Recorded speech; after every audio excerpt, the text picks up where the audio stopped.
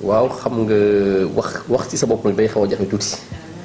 parce que am na nooy def dañu yaakaar ne da ngay def say éloge te ñun daf suñu habitude ñuy def ay éloge lépp lu ñuy def rek dañ koy bàyyi à l'appréciation de la population mais quand même dinañ jéem de façon succincte def ab résumé ci kan mooy Tamsir Gueye au plan politique.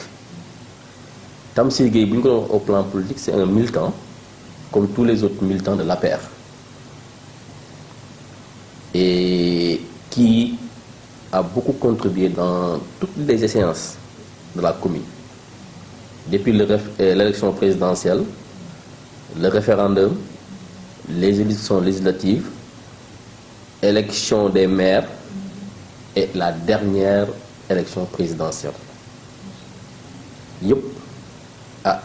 ci taxawaay suñu kattan ak suñu lépp mettre nañ ko pour que président de la République au niveau de la commune am ndam alhamdulilah dañuy sant yàlla dans toutes ces élections au niveau de la commune le président génn na ci avec une victoire éclatante et du suma liggéey man kese mais liggéeyu ñëpp ñi fa xamoon ni ñoo fa nekkoon di jàppale président de la République moo xam ci bépp cadre bu mu nekk coalition Benno Bokk Yaakaar membre de l'APR et cetera waaye li ñu ci mën a xam daal mooy Tamsir Gueye donc il est membre de l'APR ma commencé militer à Diourbel parce que j'étais à l'époque bi président créé le parti j'étais professeur de comptabilité au lycée technique Ahmadou Bamba de Diourbel fa laa njëkk a amee carte APR mais comme boo bëggee am ambition politique il faut nga revenir à la base loolu tax après on est revenu à la base ñëw militer si au niveau de l'APR militantesse boobu moo tax en 2014 bi ñuy def le conseil municipal moi j'ai été élu en tant que conseiller mais mbir day dox ba tal xam na say ambition day jafe pour nga quelquefois nga loo bëgg a def rek nga mënal lépp et que comme parti bi aussi dafa am lu muy doxee il ak ambition bu ma am bu rëy bi ma amoon ci localité bi ma ne daal pour ma am marge de manœuvre bu ma permettre ma liggéeyal commune bi liggéeyal président jàppale ko ci vulgarisation action bi damay créer benn mouvement bi ma dénommé ko le mouvement citoyen pour le développement de notre localité MCDL c'est un mouvement bu amoon au plan politique ñaari ambition la première parce qu'à l'époque c'était donc contribuer pour la réélection au premier tour du président ñu nekkoon di ci liggéey alhamdulilah ñu faat président de la République commune bi desut ci beneen ambition bi nag aussi moo nekkoon que MCDL amoon na aussi ambition au niveau local loolu moo waral depuis 2014 ba léegi ça fait 6 ans aujourd'hui que ñu nekk auprès de la population guddi ak bëccëg ànd ak ñoom ci lépp loo xamante ni seen bëgg-bëgg la ak lépp loo xamante ni seen yite la ñu nekk ak ceeg ñoom bu ñu egsi nag cappaandal bi mooy fi ñu war a renouveler équipe municipale bu Tya ñu amoon mbébét ne li ñuy def nii ak ambition bi ñu am pour suñu gox pour ñu am une légitimité pour mën ko doxal il faut ñu demander à être au niveau de la magistrature suprême de la commune loolu moo waraloon ñu poser suñu candidature tombé nag ñu bokk ak ñu bari ku ci nekk aussi am ambition pour liggéeyal sa gox ambition pour nekk sa maire ñu yaakaaroon ne war nañ mën a am entente bi ñu demee ba ci digg bi nag bon xëy na ambition personnelle yi ku ci nekk tax na donc ba entente jafe na demeetul noonu ce qui fait que au niveau de la commune de Dia nous avons une liste de la coalition Benno Bokk Yaakaar mais aussi une liste que je dirige moi ñu ooyee ko la coalition ànd nawle suqali suñu gox mu nekk ñaari liste yoo xam ne yëpp président de la République ñuy liggéeyal quoi. On n'a aucun problème avec le président. Nous soutenons, nous vulgarisons la politique du président de la République. Mais au niveau local,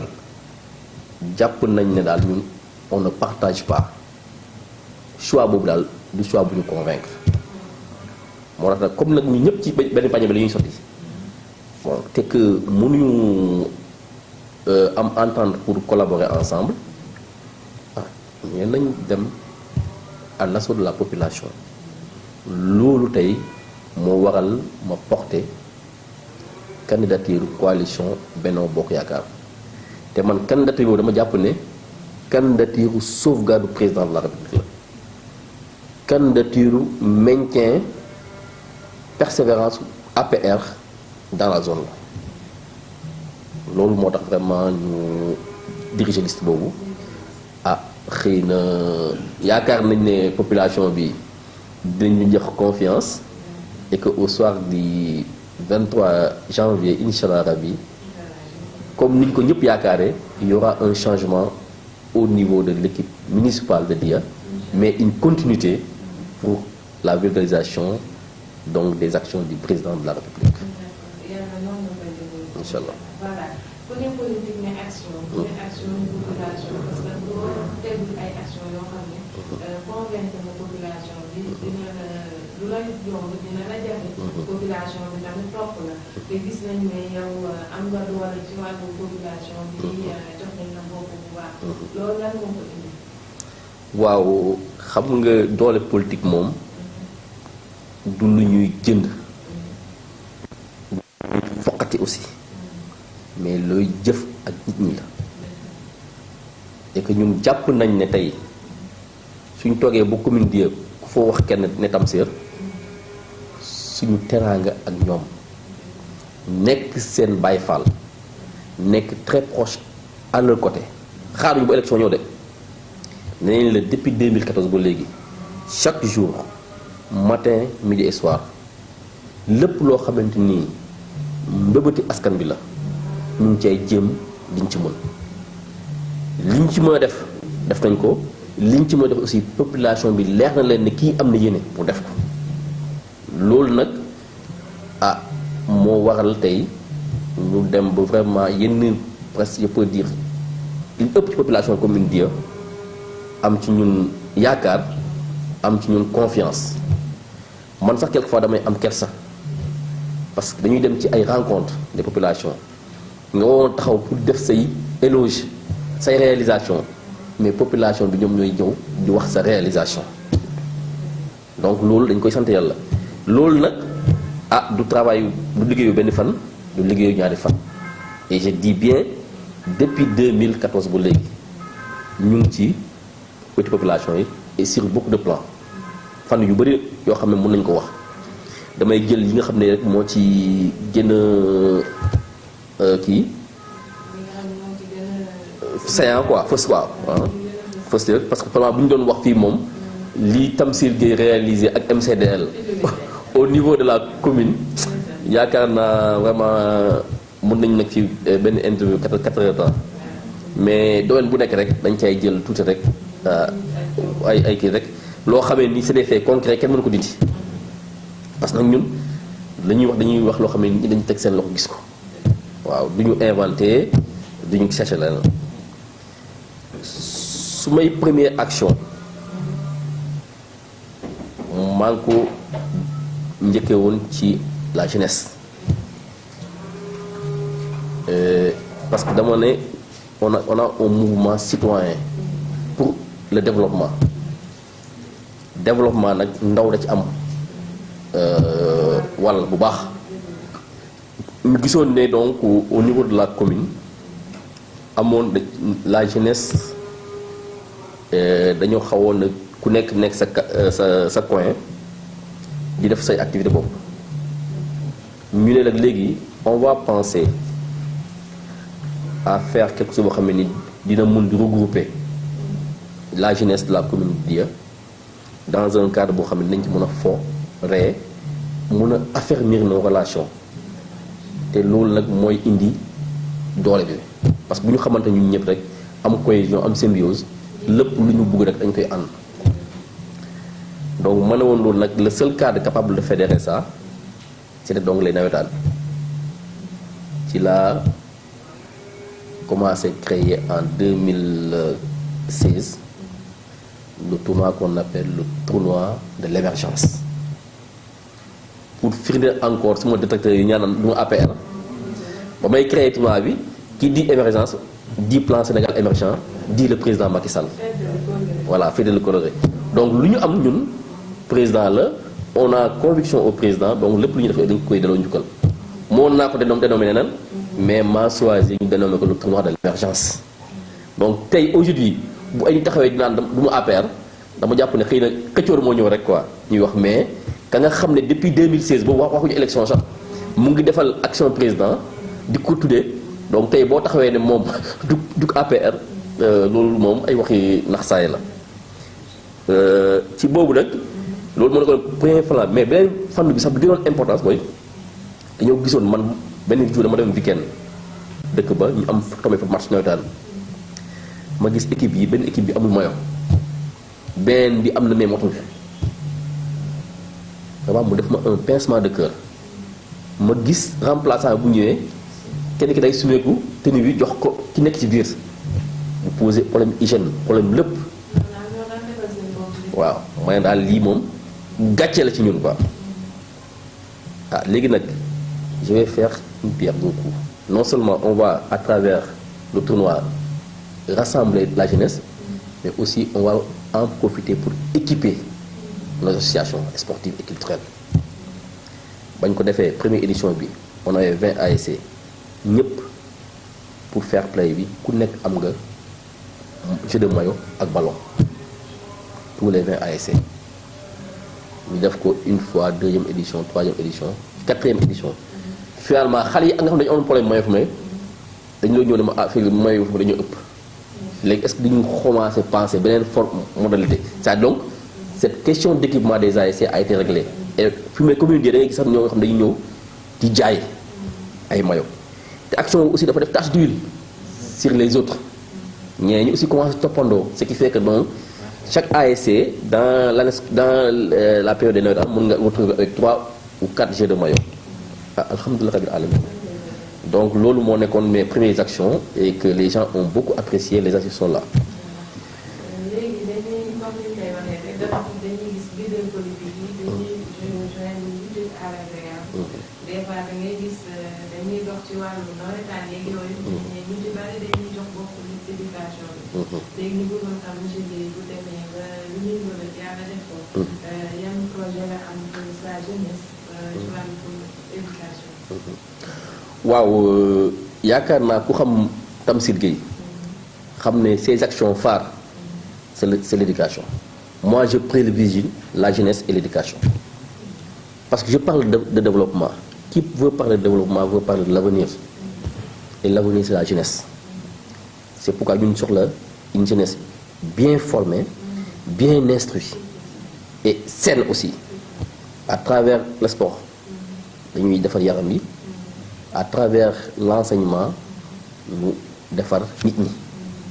moo tax ci éducation nationale vraiment am nañ ci ay jéego yu bari yu ñu def yoo xamante ni dina contribuer qualité enseignement apprentissage ci niveau commune Dya liñ ci njëkkee rek mooy jafe-jafe day am bu école ubbee parce que ñun nag ci yàlla dafa def duñu ay doomu taax donc aussi ay doomu baadoolo lañ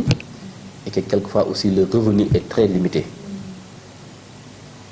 ce qui fait que souvent parents yi dañuy am jafe-jafe bu école ubbee pour ñu mën a am fourniture pour permettre xale yu ñu teel a jàngi loolu nag man dama ko dund man mii di yoon wax daaj tey dama ko dund et su ma leen ko waxee je me rappelle bien bi may def première jafe-jafe fourniture scolaire ak manquement moyen parents yi tax na ma doxe Kaolack bu gañee man war a uti ay fourniture scolaire donc c'est quelque chose que yoo xam ne dama ko dund parce que bi ma xëyee tàggu ka ma yoroon parce que boobu ñun boo amee BFEM Kaolack ngay jànge si ñu dënkaana ci benn kër mu ne ma am nga paas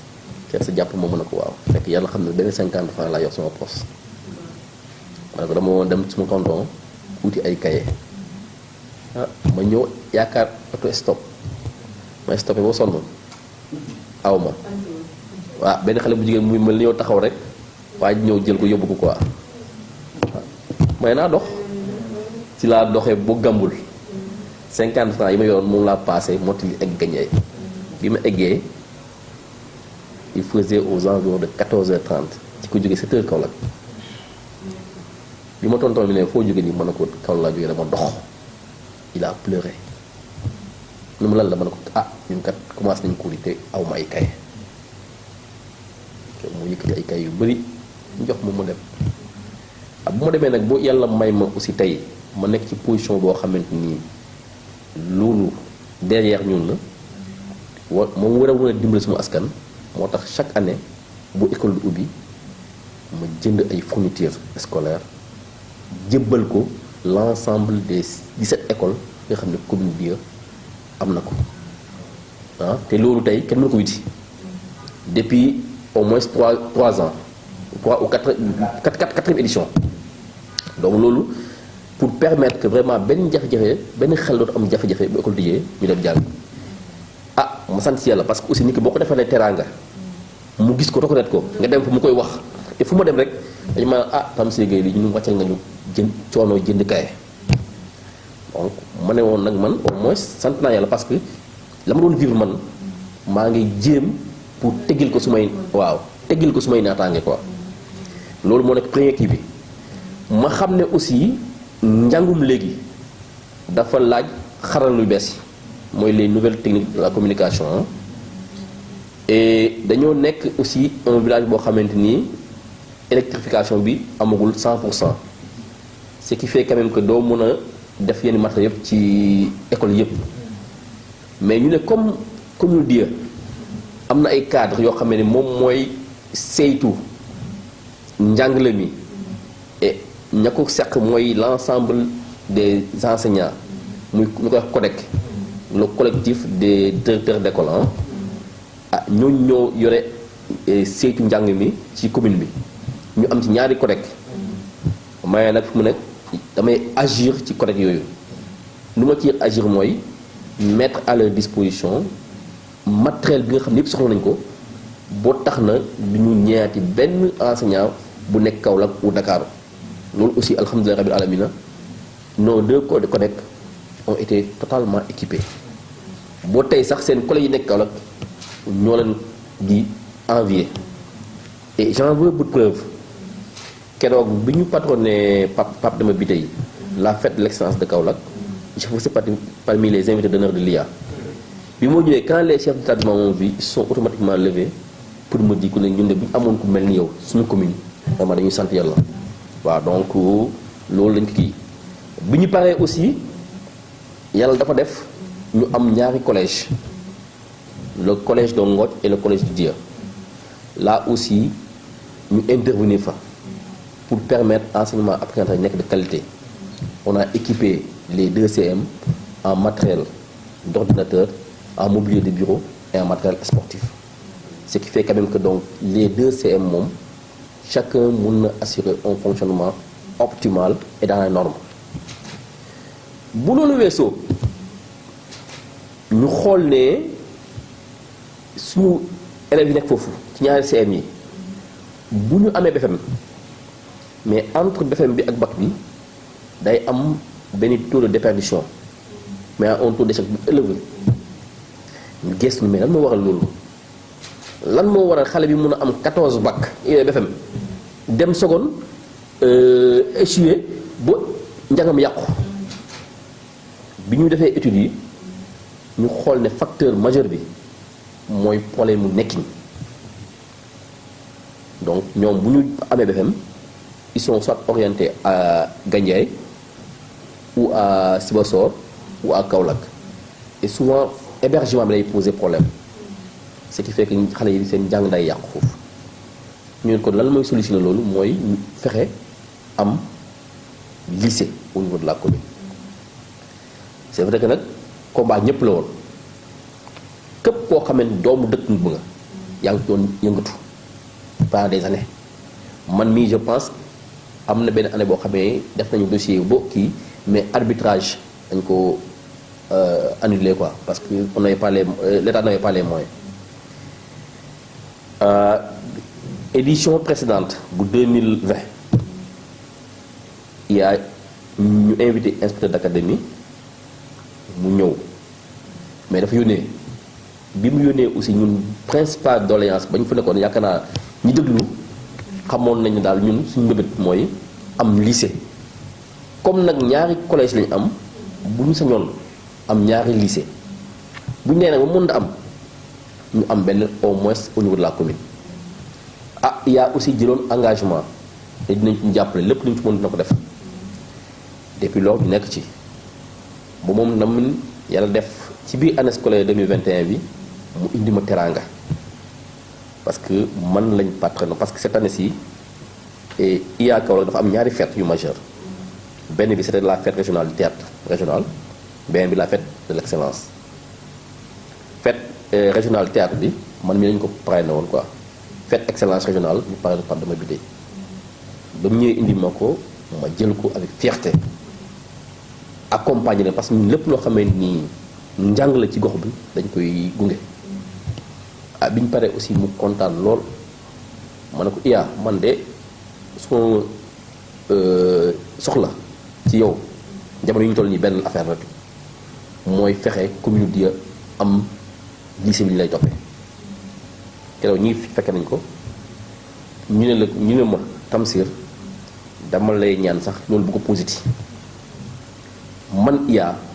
j'en fais un combat personnel ma ne ko déet doo ko def sa combat personnel quoi parce que man aussi éducation nationale dama fa am cër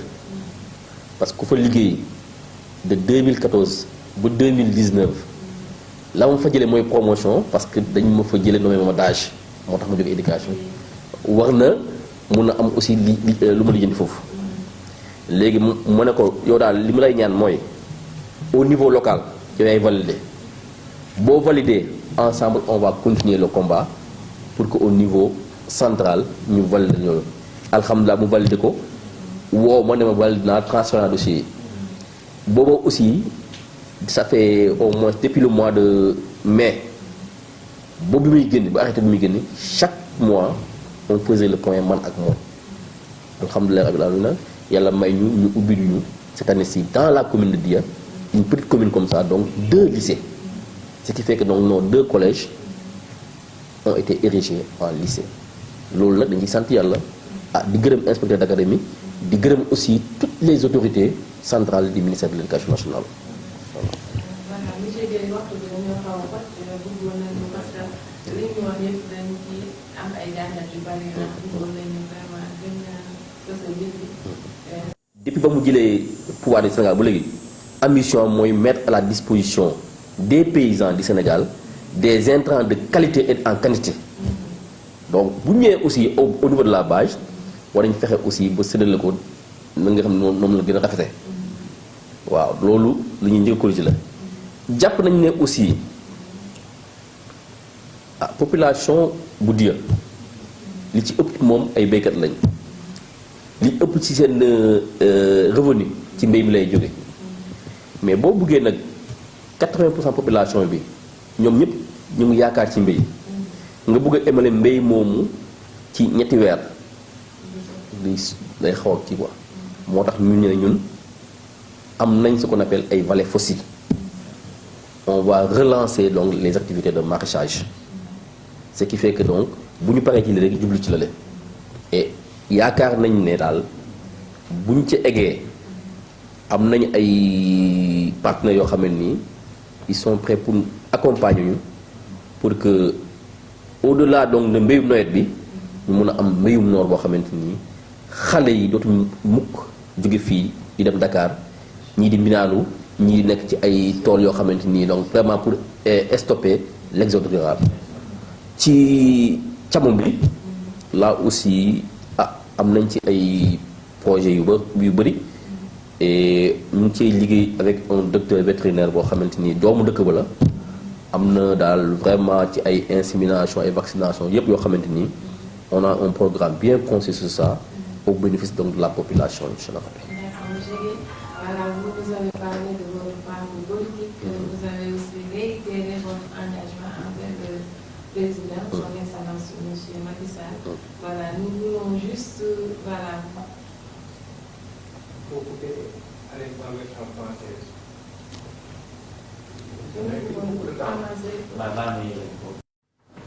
Voilà, monsieur Gueye, vous nous avez parlé de votre parcours politique. Vous avez aussi réitéré votre engagement envers son excellence le président Macky Sall.